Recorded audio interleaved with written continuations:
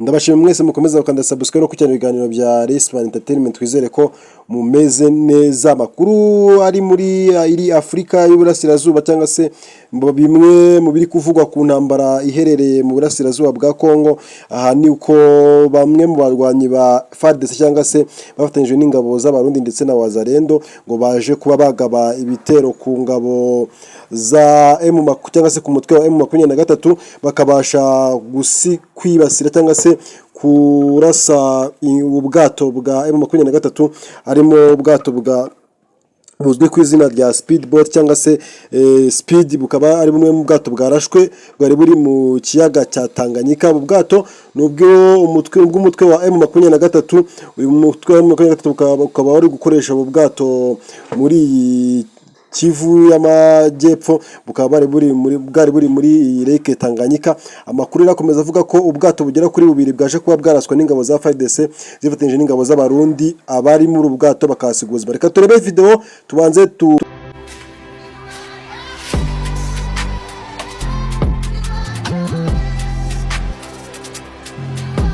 Gine ya pili hivi. Hapa tuko tena kuporo ngine vedete ya pili na Lungula. Antoka poro Kalundu hivi. Poro wa Kalundu tuko kote ya Kilibula hapa kwa masimetiere kwa kamata ma image. Vedete ya pili na Lungula tena. Ya M23. Drone kama kosa ni drone amerikani wanapiga hivi vedete. Atuyu antuka deuxième vedete iko ciblé hivi. Na kamata moto. Hivi kwa nabakia mmoja sisi kwa tatu mlaki Kwa kwa na foto. Niko na bembeleza.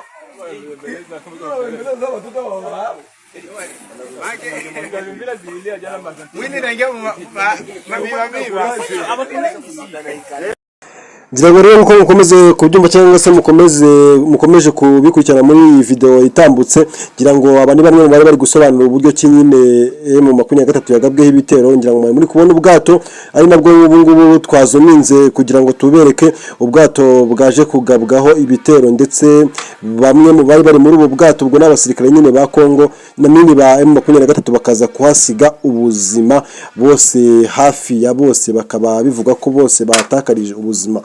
Rero icyitwa intambara iri mu burasirazuba bwa Kongo ntago ari ikintu cyoroshye, ku buryo ibi kintu cyitwa M23 rwose muri iri joro ryahise yagabweho ibitero biteye ubwoba. Abenshi bagakomeza kuvuga yuko byanze bikunze M23 nyuma yo kuva mu mujyi wa Uvira bishobora kuba harabaye akagambane ka Leta Zunze Ubumwe za Amerika, ikaba ngo hari n'ibikoresho yabiri guhereza igisirikare cya Kongo gifatanyije n'ingabo z'abarundi. Uretse ko nyuma yaho nabwo umutwe wa M23 waje kwihorera, ngira ngo abantu muri gukurikirana muri kubona amwe mu mashusho y'indege yaje kuba ihanurwa. Abantu benshi nubwo bakomeje kuvuga ko umutwe wa M23 nubwo wihoreye, ariko ngo indege bahanuye ntabwo ari indege ya FARDC cyangwa se igisirikare cy'abarundi cyangwa Wazalendo, ahubwo ni indege ngo ya UN cyangwa se United Nations, ikaba ari umuryango mpuzamahanga ushinzwe kubungabunga amahoro ndetse no kuyagarura mu isi. Ibyo rero bikaba bivuga ko kunze M23 abo iyo ndege yabashije kuba yarasa yari irimo abashinzwe kugarura umutekano cyangwa se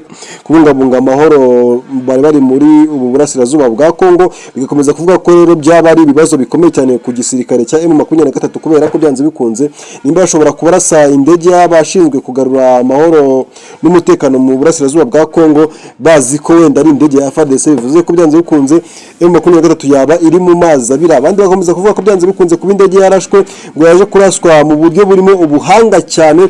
Hari n'abadatinya kuvuga ko byanze bikunze ngo igisirikare cy'u Rwanda ngo cyaba cyabigizemo uruhare, ngo ndetse His Excellency Perezida w'igihugu cy'u Rwanda akaba ari uri gutera ingabo mu bitugu uyu mutwe wa M23. Nubwo tubizi neza twe tuzi ukuri ko byanze bikunze ari ibihuha, kubera ko nubwo umuvugizi w'igisirikare cya Leta Zunze Ubumwe za Amerika ni Marco Rubio yagize gutya atangaza ko byanze bikunze Perezida w'u Rwanda Paul Kagame ari gukomeza gutera ingabo mu bitugu cyangwa se gukomeza gufasha umutwe wa M23 mu rwego kugira ngo bigarure igihugu cya Kongo kiyobowe Tshisekedi cyangwa se Tshisekedi.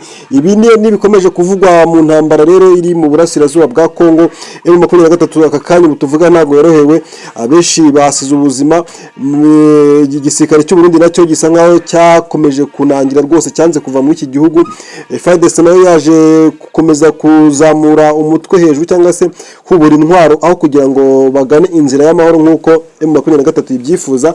Ibi byose rero nibyo dukomeza kugenda tubakurikirana tubereka ikiri kujya mbere. Ubu tuvugana icyitwa umutekano mu burasirazuba bwa Kongo bisa nkaho rwose uri kubarirwa ku mashyi, ndetse wavuga ko M23 iri kwicuza kuva muri uyu mujyi wa Uvira ntaho yababeshye, uretse ko none bongera kuvuga ko byanze kunze kuvamo, atari uko wenda ari impu cyangwa iki, cyane ko n'abaturage b'umujyi wa Uvira bose bari bishimiye ingabo za M23 cyangwa se umutwe wa M23 bavuga ko ubahereza amahoro n'umutekano, ahubwo bavuze ko kuva mu gusohoka cyangwa se kuva muri uyu mujyi wa Uvira ari igitutu ndetse n'ubusabe bwa Leta Zunze Ubumwe za Amerika. Mwagiye mubona bwo byatangazwa na koloneli cyangwa se umusirikare w'ingabo za M23, abangira ngo murabizi ko ari Wiringoma yatangaje ibi bintu. Nizera ko mwese mukomeza gukurikirana ibiganiro bya Resma Entertainment, ndizera ko mumeze neza. Ndabashimiye mwese mukomeza gukanda subscribe, namwe mukomeza kudukurikirana. Niba utarakora subscribe kugira ngo dukomeze kuzamura uyu muyoboro, dukora subscribe kugira ngo na video yindi ikurikira n'icyo tuyaploadinze ubashe kuyibona. Twe turi kubikurikira cyangwa dukomeje kurebera hamwe ikibazo cy'umutekano kiri mu burasirazuba bwa Kongo. Nje muri kumva cyangwa muteze amatwi ni Resman, mujye muri kumvira kuri Resma Entertainment. Ndabashimiye.